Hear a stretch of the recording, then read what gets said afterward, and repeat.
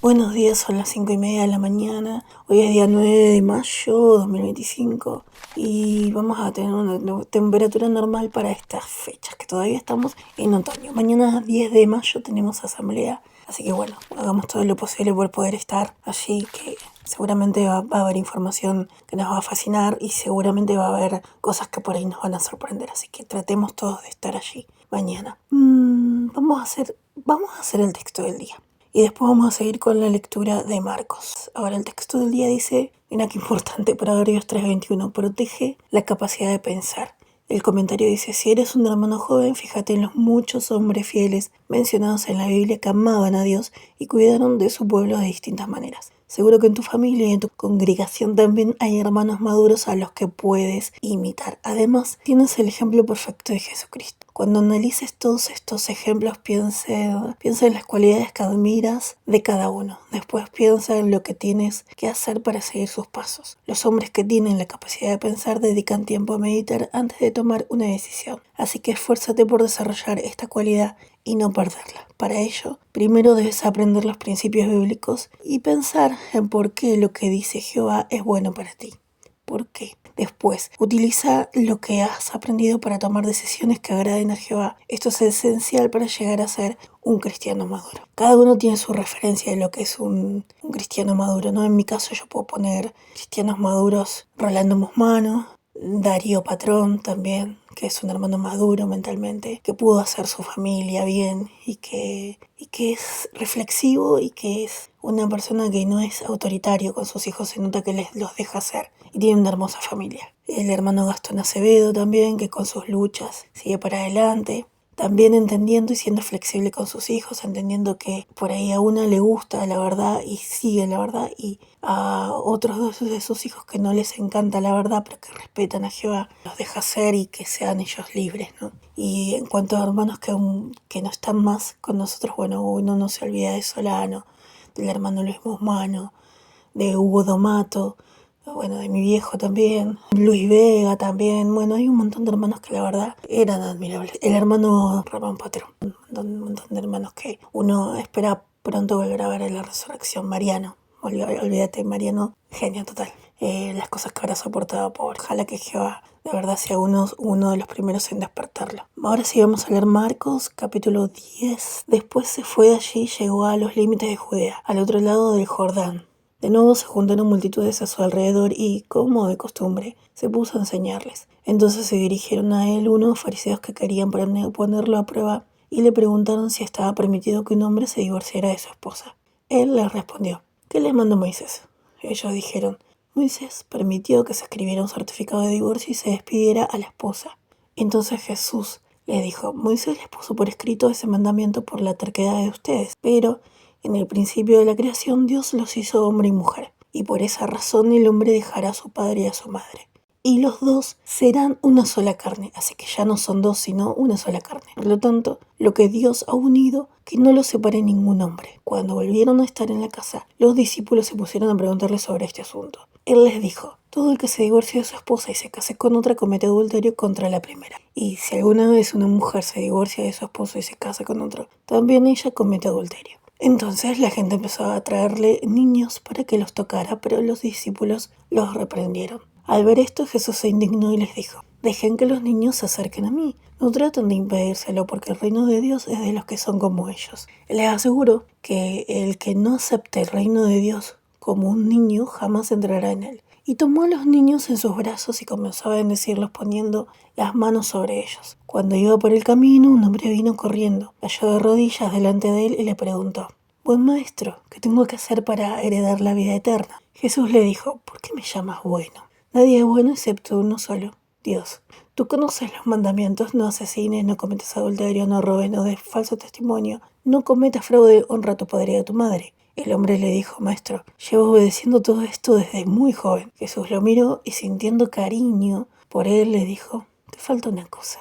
Ve a vender lo que tienes y dales el dinero a los pobres. Así tendrás un tesoro en el cielo. Luego ven y sé mi seguidor. Pero al oír esta respuesta, el hombre se desanimó y se fue muy triste, ya que tenía muchas posesiones. Después de mirar a su alrededor, Jesús le dijo a sus discípulos, qué difícil va a ser para los que tienen dinero entrar en el reino de Dios. Pero a los discípulos les sorprendieron sus palabras. Jesús entonces les dijo: hijos míos, qué difícil es entrar en el reino de Dios.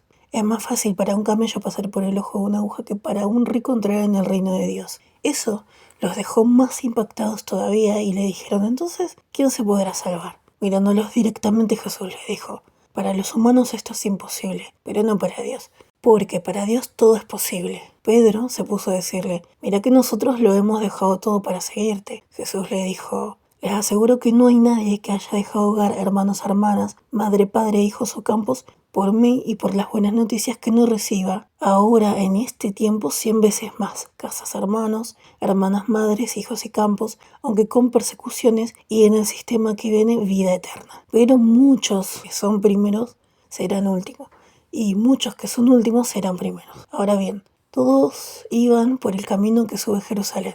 Jesús iba adelante y los discípulos le seguían asombrados, y a los que venían detrás les dio miedo. De nuevo se llevó aparte a los 12 y les empezó a recordar las cosas que le pasarían poco tiempo después. Les dijo: miren, estamos subiendo a Jerusalén, y allí el Hijo del Hombre va a ser entregado a los sacerdotes principales y a los escribas. Los condenarán a muerte y los entregarán a hombres de las naciones. Estos se burlarán de él, le escupirán y le darán latigazos y lo matarán. Pero 3 días después resucitará. Santiago y Juan, los hijos de Zebedeo, se le acercaron y le dijeron: Maestro, queremos que hagas por nosotros lo que te pidamos. ¿Qué quieren que haga por ustedes?, les preguntó él.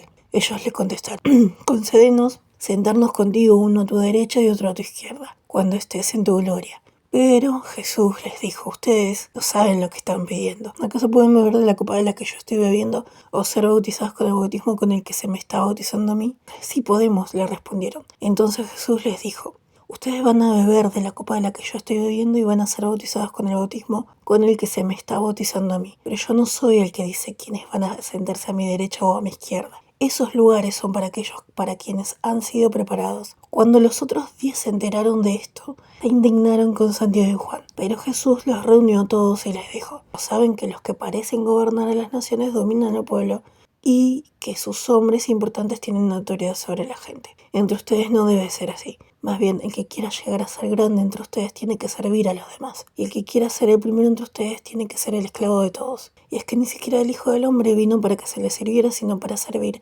a los demás y para dar su vida como rescate a cambio de muchas personas. Entonces entraron en Jericó. Cuando Jesús y sus discípulos salían de Jericó con una multitud bastante grande, Bartimeo, hijo de Timeo, un mendigo ciego, estaba sentado junto al camino. Al oír que el que pasaba era Jesús, el nazareno empezó a gritar: Hijo de David, Jesús, ten compasión de mí. Ante eso muchos se pusieron a reprenderle y le decían que se callara, pero él gritaba más todavía: Hijo de David, ten compasión de mí. Así que Jesús se detuvo y les dijo: llámenlo, que venga aquí.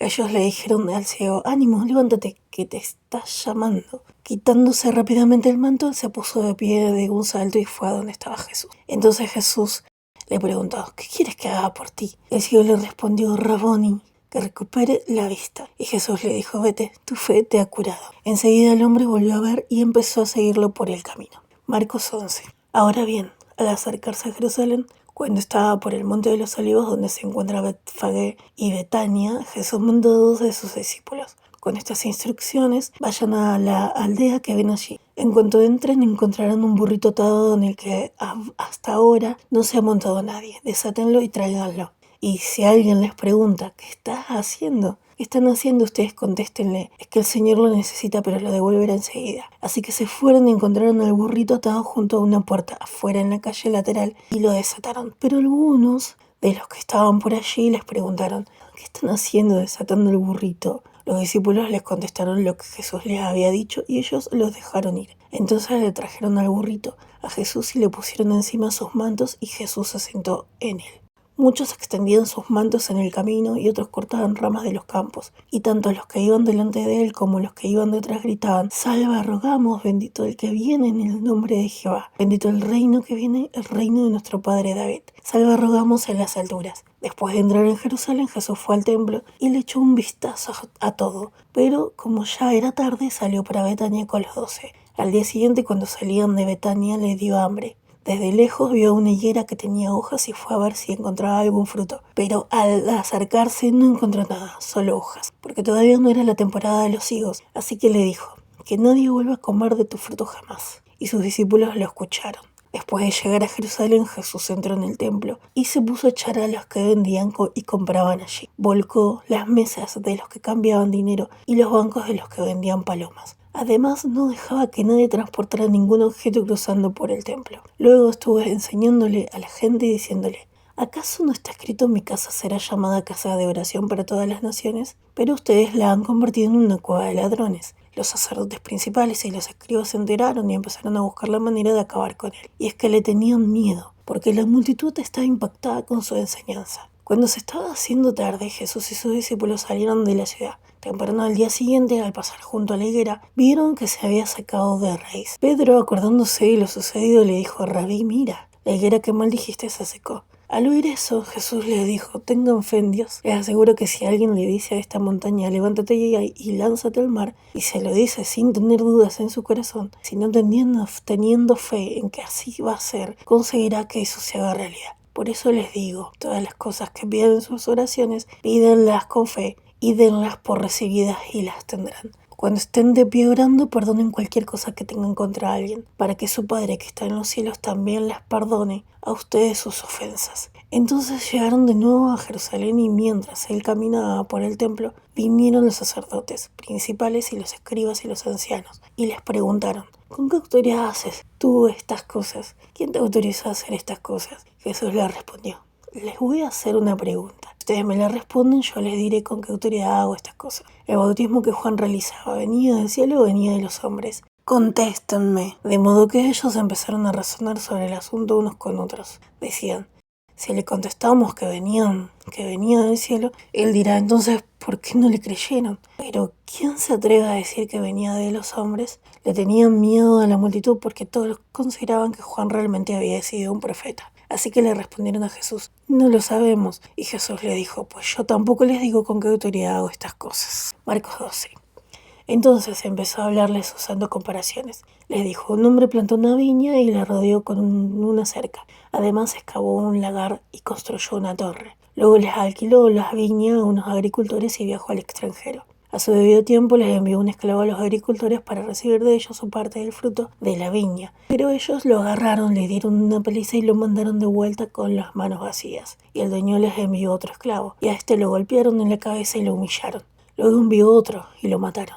Y envió muchos más. Algunos les dieron una paliza y a otros los mataron. Todavía le quedaba alguien más, un hijo amado. Y sé que en último lugar lo envió a él, porque decía, respetarán a mi hijo. Pero los agricultores se dijeron unos a otros, este es el heredero, vamos, matémoslo, así la herencia será nuestra. De modo que lo agarraron, lo mataron y lo arrojaron fuera de la viña. ¿Qué hará el dueño de la viña? ¿Vendrá? Matará a los agricultores y les dará la viña a otros. Es que nunca leyeron este pasaje de las Escrituras. La piedra que los constructores rechazaron, esa ha llegado a ser la principal piedra angular. Y no leyeron, esta venido de Jehová y para nosotros es maravillosa. Como sus enemigos se dieron cuenta de que la comparación la habían hecho pensando en ellos, quisieron arrestarlo. Pero le tenían miedo a la multitud, así que lo dejaron y se fueron. Entonces le enviaron a algunos de los fariseos y de los miembros del partido de Herodes para que lo atraparan en sus propias palabras. Al llegar estos le dijeron, Maestro, sabemos que siempre dices la verdad y que no buscas la aprobación de nadie. ¿Por qué no te fijas en la apariencia de la gente, sino que enseñas el camino de Dios de acuerdo con la verdad? ¿Está permitido que le paguemos tributo a César o no?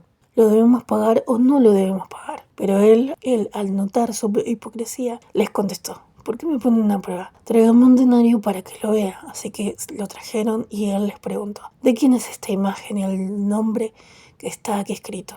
De César, le respondieron. Jesús entonces dijo, páguenle a César lo que es de César, pero a Dios lo que es de Dios. Y ellos se quedaron asombrados con él. Entonces vinieron los saduceos que dicen que no hay resurrección y le preguntaron, Maestro, Moisés nos dejó escrito que si el hermano de un hombre muere dejando esposa, pero no hijos, este hombre debe casarse con la viuda para darle descendencia al hermano que murió. Resulta que hubo 7 hermanos. El primero tomó una esposa, pero se murió sin dejar descendencia. Y el segundo se casó con la viuda, pero también se murió sin dejar descendencia. Y el tercero lo mismo.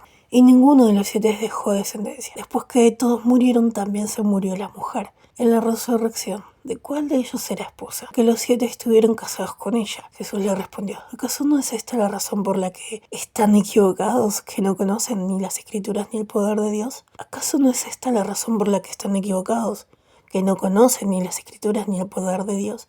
Porque cuando se levantan de entre los muertos, los hombres no se casan, ni las mujeres son entregadas en matrimonio, sino que son como los ángeles en los cielos. Pero en cuanto a que los muertos sean resucitados, ¿no leyeron en el libro de Moisés, en el relato de la zarza, que Dios le dijo, yo soy el Dios de Abraham, el Dios de Isaac y el Dios de Jacob? Él no es Dios de muertos, sino de vivos. Ustedes están muy equivocados. Uno de los escribas que habían llegado oyó la discusión. Al ver que Jesús les había respondido muy bien, le preguntó, ¿cuál es el primero de todos los mandamientos? Jesús contestó, el primero es, escucha, oh Israel, Jehová nuestro Dios es un solo Jehová. Ama a Jehová tu Dios con todo tu corazón, con toda tu alma, con toda tu mente y con todas tus fuerzas. Y el segundo es este, ama a tu prójimo como te amas a ti mismo. No hay ningún mandamiento más importante que estos dos. El escriba le dijo, respondiste bien, maestro. De acuerdo con la verdad, Él es uno solo, y no hay otro aparte de Él. Y amarlo con todo el corazón, con todo el entendimiento y con todas las fuerzas, y amar al prójimo como uno mismo, vale mucho más que todas las ofrendas quemadas y los sacrificios. Jesús, al ver que había respondido con inteligencia, le dijo, no estás lejos del reino de Dios. Y ya nadie se animó a hacerle más preguntas. Pero Jesús, siguió enseñando en el templo, le preguntó, ¿cómo es que los escribas dicen que el Cristo es hijo de David? Guiado por el Espíritu Santo, David mismo dijo, Jehová le dijo a mi Señor, siéntate a mi derecha hasta que ponga a tus enemigos bajo tus pies. David mismo lo llama Señor. Entonces, ¿cómo es posible que sea su hijo? Y la multitud, que era grande, lo escuchaba con gusto. Cuando estaba enseñando les dijo, cuidado con los escribas, a los que les gusta pasearse con túnicas largas y que los estén saludando en las plazas del mercado, y ocupar los asientos del frente en las sinagogas y los lugares más destacados en las cenas. Devoran los bienes de las viudas y para lucirse hacen largas oraciones. Ellos recibirán un juicio más duro. Y se sentó en un lugar desde donde se veían las arcas del tesoro y se puso a observar cómo la gente echaba dinero en ellas. Muchos ricos echaban muchas monedas. Entonces vino una viuda pobre y echó 2 moneditas de muy poco valor. Él llamó a sus discípulos y les dijo, les aseguro, esta viuda pobre echó en las arcas del tesoro más que todos los demás, porque todos ellos dan de lo que les sobra, pero ella, que es tan pobre, lo echó todo lo que tenía para vivir. Marcos 13. Cuando él estaba saliendo del templo, uno de sus discípulos les dijo, Maestro, mira qué maravilla de piedras y de edificios. Pero Jesús les dijo, ¿ves estos grandes edificios? De ninguna manera va a quedar aquí piedra sobre piedra, todo será demolido. Mientras él estaba sentado en el Monte de los Olivos con el templo a la vista, Pedro, Santiago, Juan y Andrés le preguntaron en privado, dinos, ¿cuándo pasarán esas cosas y qué señal habrá de que todas esas cosas van a llegar a su conclusión? Así que Jesús empezó a decirles, tengan cuidado que nadie los engañe. Van a venir muchos usando mi nombre y diciendo, ese soy yo. Engañaron a mucha gente. Además, cuando oigan de guerras, de noticias de guerras, no se alarmen porque estas cosas tienen que suceder, pero todavía no es el fin. Porque peleará nación contra nación y reino contra reino y habrá terremotos en un lugar tras otro. También habrá hambre. Esto es el principio de grandes sufrimientos. Y ustedes tengan cuidado, los van a entregar a los tribunales locales y los van a golpear en las sinagogas y, por causa de mí, se les obligará a presentarse ante gobernadores y reyes. Eso les servirá de testimonio a ellos. Además, primero se tienen que predicar las buenas noticias en todas las naciones, pero cuando los lleven para entregarlos a las autoridades, no se angustien pensando de antemano en lo que van a decir. Digan lo que se les indique en ese momento, porque no van a ser ustedes los que hablen, sino el Espíritu Santo. Además, el hermano entregará a su hermano para que lo maten, y el padre a su hijo, y los hijos se volverán contra sus padres y harán que los maten. Toda la gente los odiará por causa de mi nombre, pero el que aguante hasta el fin será salvado. Ahora bien, cuando vean la cosa repugnante y devastadora de pie donde no debe estar, que el lector tenga discernimiento, entonces los que estén en Judea que huyan a las montañas. El que esté en la azotea que no baje ni entre a sacar nada de su casa. El que esté en el campo que no vuelva a las cosas que dejó atrás para buscar su manto. Ay de las mujeres que estén embarazadas o amamantando en esos días. Oren vez tras vez para que no ocurra en invierno, porque esos días serán días de tribulación. Desde el principio de la creación que Dios creó hasta ahora, no ha habido una tribulación igual y nunca más la habrá. De hecho, si Jehová no acortara ese tiempo, nadie se salvaría. Pero por causa de los escogidos, los que Él escogió acortará ese tiempo. También, si entonces alguien les dice, miren, el Cristo está aquí, o miren, está allá, no lo crean, porque se presentarán falsos cristos y falsos profetas y harán milagros y cosas impresionantes para desviar de ser posible a los escogidos. Así que tengan cuidado, les he dicho todo antes de que pase. Pero en esos días, después de esa tribulación, el sol se oscurecerá, la luna no dará luz, las estrellas irán cayendo del cielo y los poderes que están en los cielos serán sacudidos. Entonces verán al Hijo del Hombre viniendo en las nubes con gran poder y gloria. Y él entonces enviará a los ángeles y reunirá a sus escogidos desde los cuatro vientos, desde el extremo de la tierra hasta el extremo del cielo. Aprendan de esta comparación con la higuera. En cuanto su rama nueva se pone tierna y echa hojas, ustedes saben que el verano está cerca. Lo mismo ustedes, cuando vean que sucedan estas cosas, sepan que Él está cerca, a las puertas. Les aseguro que esta generación de ningún modo desaparecerá hasta que sucedan todas estas cosas. El cielo y la tierra desaparecerán, pero mis palabras no desaparecerán jamás. Ahora bien, el día o la hora no lo sabe nadie, ni los ángeles en el cielo, ni el Hijo, solo el Padre. Manténganse atentos, manténganse despiertos, porque no saben cuándo es el tiempo fijado. Esto es como el hombre que viajó al extranjero y al dejar su casa, puso a sus esclavos a cargo de ella y le dio a cada uno su trabajo. Y al portero le ordenó que estuviera siempre vigilante. Así que estén siempre vigilantes, porque no saben cuándo viene el señor de la casa, si tarda en el día o medianoche, o antes del amanecer o temprano por la mañana. No sea que cuando de repente venga, los encuentre durmiendo. Lo que les digo a ustedes, se los digo a todos, estén siempre vigilantes. 14, Marcos 14. Ahora bien, 2 días después era la Pascua y la fiesta de los panes sin levadura, y los sacerdotes principales y los escribas estaban buscando la manera de atrapar a Jesús con astucia y matarlo, porque decían, durante la fiesta no, el pueblo podría alborotarse. Cuando él estaba en Betania comiendo en casa de Simón el leproso, se le acercó una mujer con un frasco de alabastro lleno de un aceite perfumado muy caro de nardo puro. Después de romper el frasco comenzó a derramárselo a Jesús en la cabeza. Al ver esto, algunos se indignaron y comentaron entre ellos, ¿a qué viene este desperdicio de aceite perfumado? Este aceite perfumado se podría haber vendido por más de 300 denarios y ese dinero se les podría haber dado a los pobres. Se enojaron muchísimo con ella, pero Jesús les dijo, déjenla tranquila. ¿Por qué quieren causarles problemas? Ha hecho algo muy bueno para mí, porque a los pobres siempre los tienen con ustedes y los pueden ayudar cuando quieran, pero a mí no me van a tener siempre. Ella hizo lo que pudo, derramó de antemano aceite perfumado sobre mi cuerpo en vista de mi entierro. Les aseguro que en todo el mundo, en cualquier lugar donde se prediquen las buenas noticias, también se contará lo que hizo esta mujer, y así será recordada. Judas Iscariote, uno de los 12, se fue a ver a los sacerdotes principales para entregarles a Jesús. Al oírlo, ellos quedaron encantados y prometieron darle dinero. Así que él se puso a buscar una oportunidad para traicionarlo. Ahora bien, el primer día de la fiesta de los panes sin levaduras, cuando tenían la costumbre de ofrecer el sacrificio de la Pascua, sus discípulos le preguntaron, ¿a dónde quieres que vayamos a hacer los preparativos para que comas la Pascua? Entonces él envió 2 de sus discípulos con este encargo. Vayan a la ciudad. Allí encontrarán con ustedes un hombre que lleva una vasija de barro con agua. Síganlo, y donde sea que él entre, díganle al señor de la casa, el maestro dice, ¿dónde está el cuarto de invitados para que yo coma la Pascua con mis discípulos? Y él les mostrará en la parte alta una habitación grande, amueblada y lista. Hagan allí los preparativos para nosotros. Los discípulos se fueron, entraron en la ciudad y lo encontraron todo tal como él les había dicho. Entonces hicieron los preparativos para la Pascua. Después de caer la tarde, él llegó allí con los 12, y mientras estaban sentados a la mesa comiendo, Jesús le dijo, les aseguro que uno de ustedes me va a traicionar, uno de los que está comiendo aquí conmigo. Ellos se pusieron muy tristes y uno tras otro le fueron diciendo, no seré yo, ¿verdad? Él le dijo, es uno de los 12, el que moja el pan conmigo en la fuente.